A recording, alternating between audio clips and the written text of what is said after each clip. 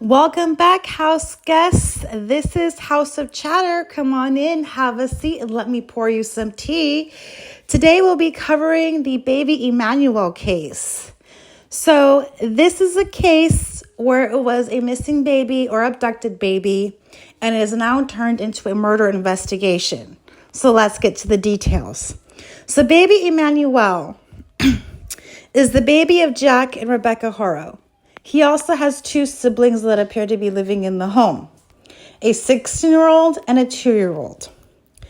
It was reported on 8/14 that baby Emmanuel had been abducted. This story is as follows. So Jake and Rebecca have the same story. They were at a nephew's football game practice, and there was a mouth guard that needed to be purchased. So Rebecca decided to go to Big Five with her baby to purchase the mouth guard.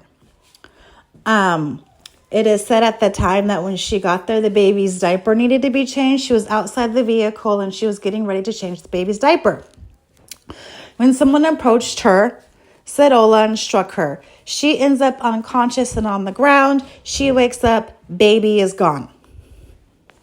Can't find baby anywhere. Okay, and this is when they report it and a search happens and all that good jazz, right? Jake Haro's sister also corroborates the story, as well as Rebecca's mother.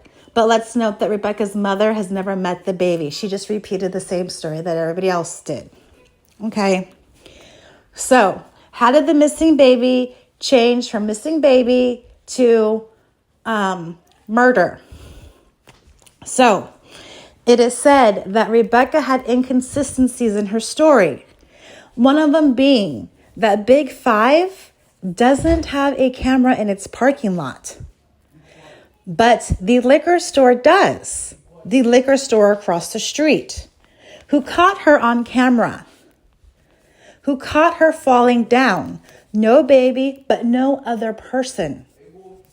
So it seemingly looks like maybe she just drove to the Big Five, stepped out of her car, took a fall, landed on the ground, hoping that another party would see and corroborate at least part of the story.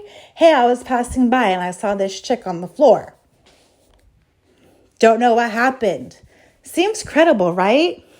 But still very inconsistent to her original statement of there was a person there. So there's also online chatter in regards to this Big Five that both Jake and Rebecca went there days prior to the baby being reported. Hence, people thinking that the baby was missing maybe the first week of August instead of the second. Also of note, it has been noted that Jake Haro has been seen with law enforcement in an orange jumpsuit searching an area, presumably searching for the baby with cadaver dogs, but they could not locate baby Emmanuel. It's also rumored that there was a large amount of blood in the home. So police probably thought that the large amount of blood was not compatible to life. Let's take a look. It's a baby. You don't need that much, right? In a bag of blood, you get 350 milliliters for an adult person. For a baby, 1 cup, So it is also rumored that they were digging up the family's basement, but it's like it's not like a crawl space, but there's dirt. So it's like a basement. They were digging in there and they didn't find anything. Rumor also has it that they tried to buy a saw. There's also rumor that says that Rebecca Haro was seen at a construction site in the middle of the night with a stroller. These I've not substantiated or looked into, but it's very odd. Also, online chatter has Jake had a brother who had passed away in the last couple years, it looks like, but they were calling it murder or alluding to murder. However, someone came on and clarified there was actually a drug overdose. To make note, and this is really important and adds a twist because I don't really understand this part. Jake has a history of domestic violence and has a history of cruelty to children as far as child abuse. He currently has an ex who requested a restraining order against him. I'm not sure why that is or why an ex would appear in this picture, but it's interesting. Also on online chatter, it is noted that Jake has had a number of workers' comp claims. I'm not sure if that has anything to do with it, but it's part of online chatter. But what people are really focusing on is this point. Jake had a daughter from another relationship. Her name now is Promise Faith. However, it looks like in 2023, actually further than that, I'm so sorry, he was charged with felony child cruelty to a 10-week-old baby, his baby daughter. His baby daughter sustained a head fracture and rib fractures and serious injuries. He says that she fell or was dropped, from a sink or into a sink. However, I don't think people realize how much force and how hard it is to do that much damage to a baby. Because when babies are born and newly formed and all that stuff, the first few months, their bones aren't even calcified. They're not hard, they're soft. And there's a reason for that because they have to pass the birth canal. So you can't have hard calcified bones going through the birth canal because, everybody would get stuck. It would not be a pleasant experience for anybody. But that is the reason why child abuse or cruelty can be spotted very quickly because it's very hard to have broken bones just from a fall. It takes outside force. It takes a lot of force. So if you drop your baby, they're not going to end up with rib fractures and skull fractures. It doesn't happen like that. It doesn't. So the baby ended up with 3% brain function. It's got a trach, can't breathe without a machine, needs around-the-clock care. And a relative is now taking care of that baby. She's now 7.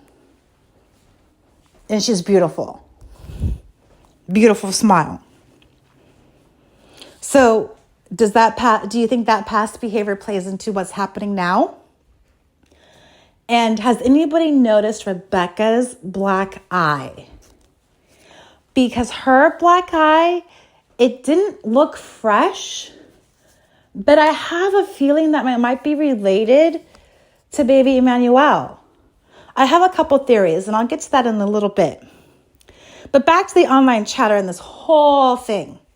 So back to Rebecca's inconsistencies. The online chatter is that, they stopped cooperating with police during the investigation.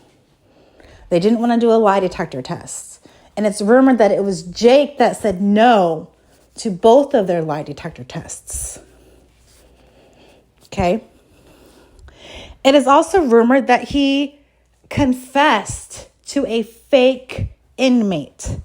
So how do you confess to a fake inmate? They set you up. How crazy is that?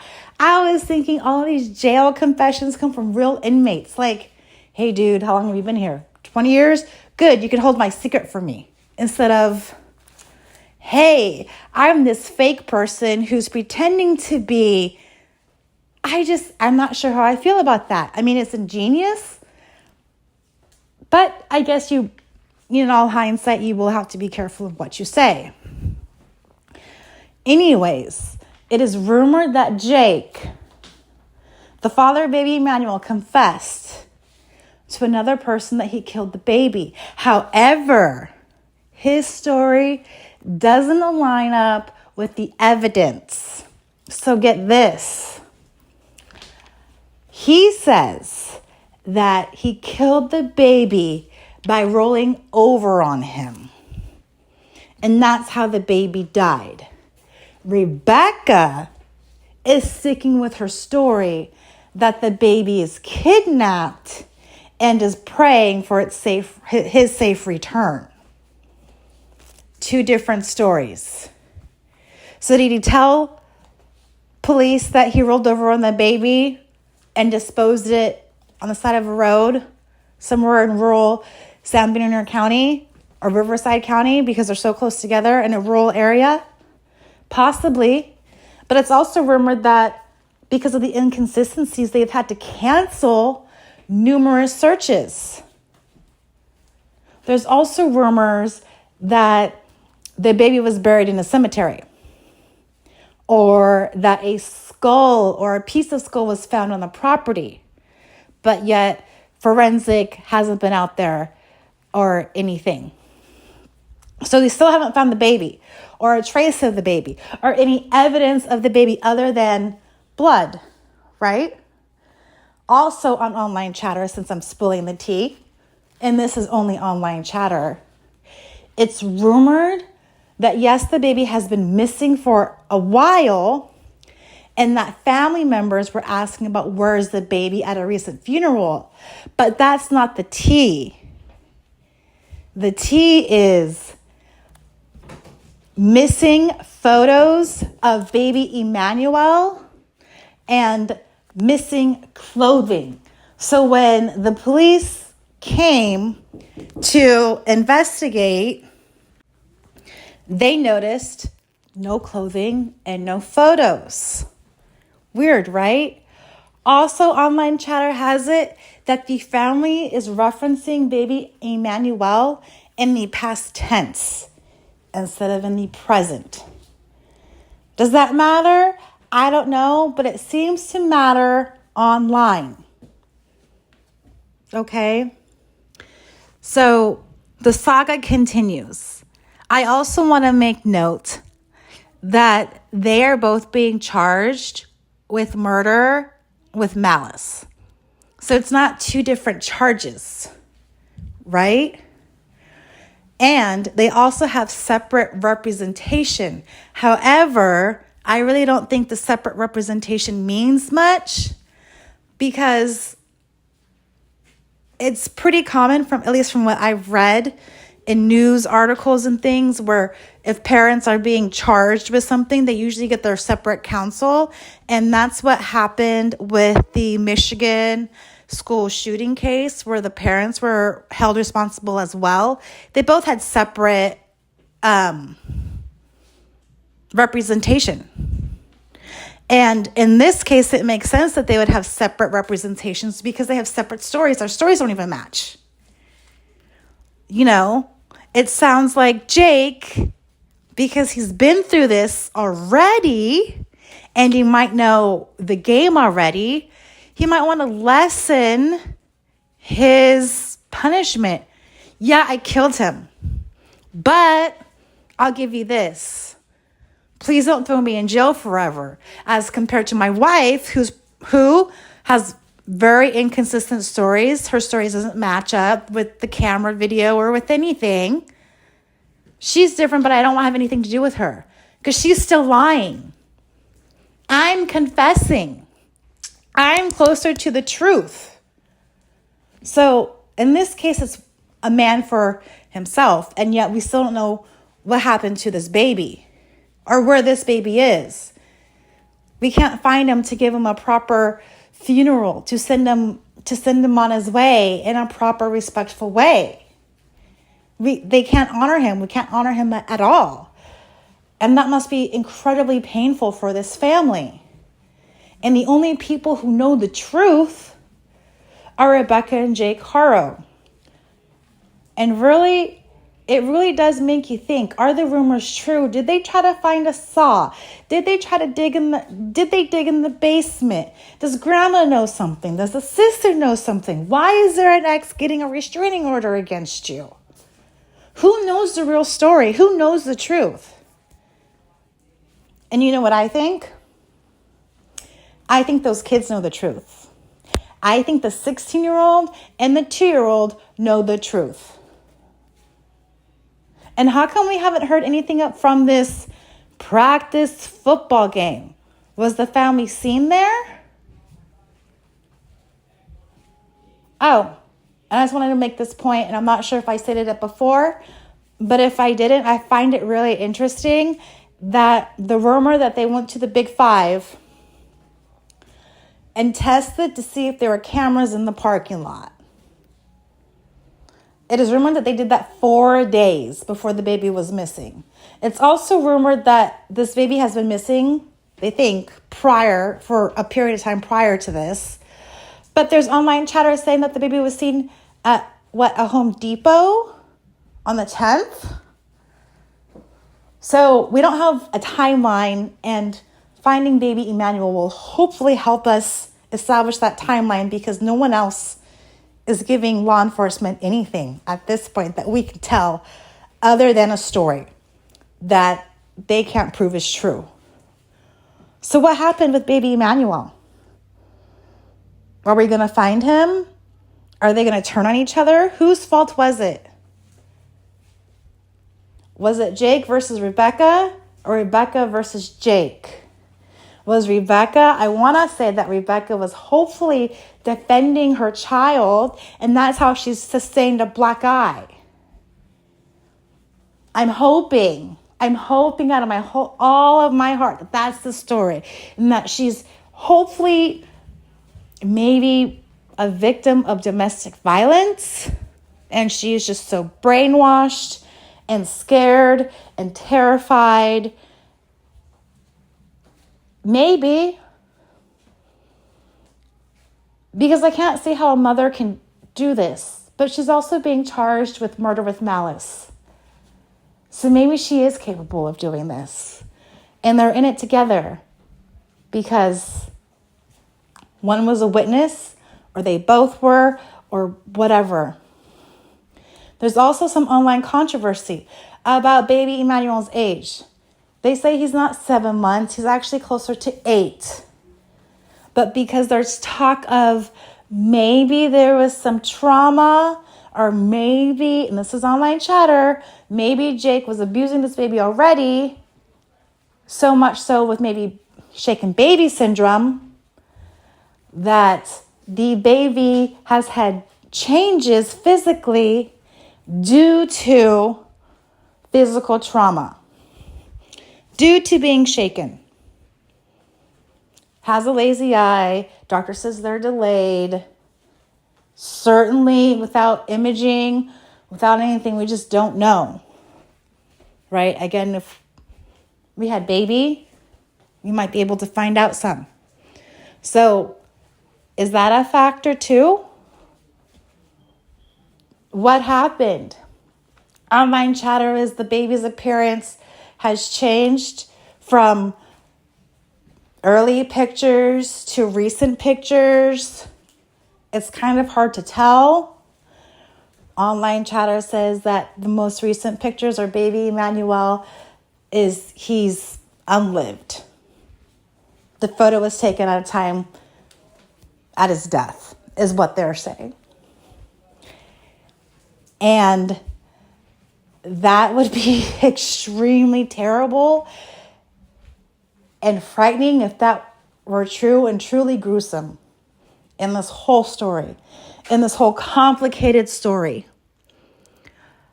And it's just going to be very interesting to see whose story and whose truth really wins. And I bet you it's the children's truth that's going to win out in this whole entire thing. So who is your villain in this story? What do you think? Who did it? Why did they do it? I'm thinking they did it out of anger, frustration. Maybe Jake doesn't have self-control. Obviously, he didn't have it with a 10-month-old baby previously, and they're going to use it as a pattern of behavior. I couldn't find anything on Rebecca, any online chatter about her background. So, is she innocent? Is she an accomplice? Is she a witness? Is she a victim? What's your thoughts? Let me know in the comments. Give me a like, a subscribe. Feedback is always welcome in this house of chatter. And we hope you had a great cup of tea. Join us next time. Thanks.